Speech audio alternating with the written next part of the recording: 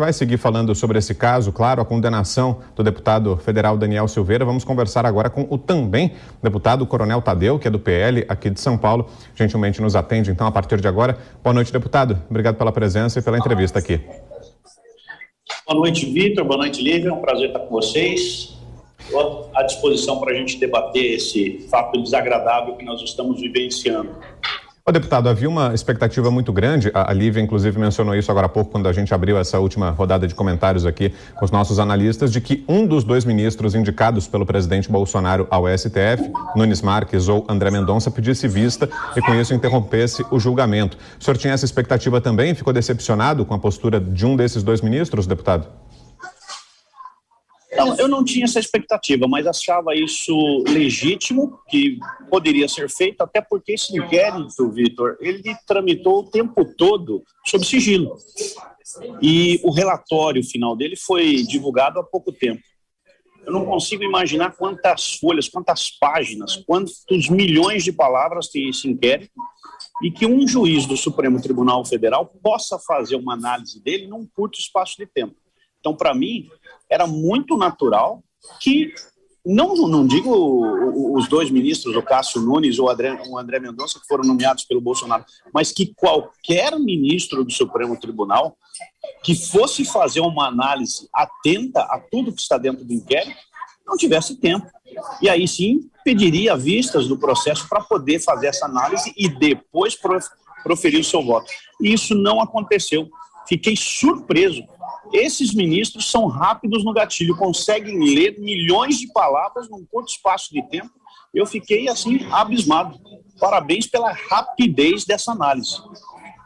Agora, deputado, que tipo de recado o senhor acredita que um julgamento que foi encerrado dessa forma, que tipo de recado é passado para o Congresso, para o próprio governo do presidente Jair Bolsonaro, justamente em ano eleitoral, que dá um peso ainda maior?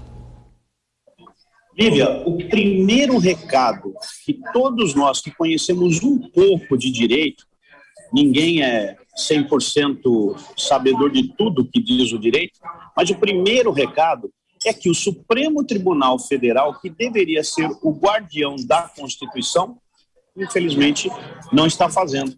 Eu até separei alguns artigos aqui. Por exemplo, vou começar pelo artigo 133 da Constituição Federal, que fala da prerrogativa do advogado de defender o seu cliente e que foi afrontada, passaram por cima. Eu sei do caso, sei de algumas, não de inúmeras, mas de algumas petições feitas pelo defensor do deputado Daniel Silveira, que foram praticamente ignoradas e muitas vezes respondidas em 2 linhas. E isso não é comum na justiça, isso não é comum. Vamos lembrar aqui do artigo 5º da Constituição Federal também, inciso 37, que fala do princípio do juiz natural, que também foi afrontado. E na sequência eu lembro também do próprio artigo 5º, inciso 36, que a Constituição não permite tribunal de exceção.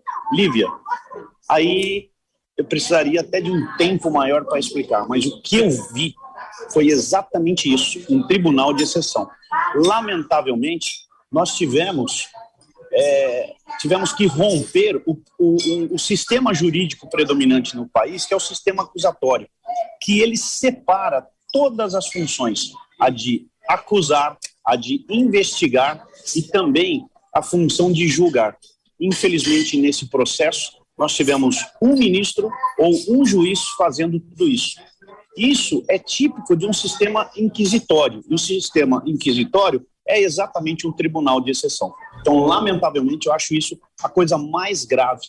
A Suprema Corte, que deveria velar pela Constituição Federal, foi a primeira a passar por cima e praticamente rasgar todo o trabalho daquela Constituinte que se encerrou dia 5 de outubro de 88. Agora, deputado, nem sei se o senhor vai ter essas informações, se o senhor não conseguir respondê-las, não tem problema, mas são curiosidades até de quem está aqui nos acompanhando. O que acontece a partir de agora? Daniel Silveira vai ser preso imediatamente e depois, na Câmara, como é que fica? Essa cadeira que ele ocupa como deputado vai ser ainda ocupada por ele ou uma vez preso ele deixa o cargo e aí quem assume é o suplente dele ou não? Como é que ficam essas duas questões, a prisão e o cargo dele de deputado? Bom, no caso, o julgamento foi finalizado, 10-1, foi condenado a 8 anos e 9 meses, mais multa, e cabe recurso. Provavelmente a defesa do deputado Daniel Silveira está recorrendo. Eu acredito, tomara que não passem por cima desse recurso, que seria uma chance para o Supremo Tribunal Federal readquirir a credibilidade junto à sociedade, mas de imediato ele não pode ser preso, porque cabe recurso. Essa sentença precisa ser transitada em julgada, mas é último ato praticamente de todo esse processo. Após o julgamento desse recurso, aí sim ele terá que ser recolhido à prisão.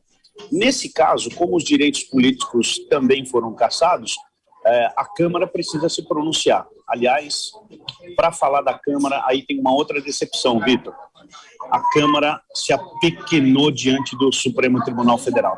Fiz essa crítica hoje na tribuna, cobrei dos deputados, principalmente do presidente, que deveria ter pautado o julgamento da ação penal, e não era pedir a inocência do Daniel Silveira, era apenas dizer se a ação penal continuava ou não, mas a Câmara se omitiu, a Câmara se demitiu do caso, não fez essa avaliação.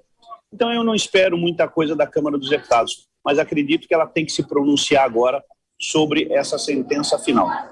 E aí vamos ver o que dá na votação, porque é voto, quem tem mais voto ganha e assim por diante. Sendo cassados os direitos políticos, e isso tem que ser feito pela Câmara dos Deputados, aí sim o suplente do Daniel Silveira, lá no Rio de Janeiro, assume o mandato dele até dia 31 de janeiro do ano que vem, que é quando acaba essa legislatura. Ok, ouvimos aqui então o deputado federal Coronel Tadeu. Obrigado mais uma vez, deputado, pela entrevista. Boa noite. Obrigado, Vitor. Obrigado, Lígia.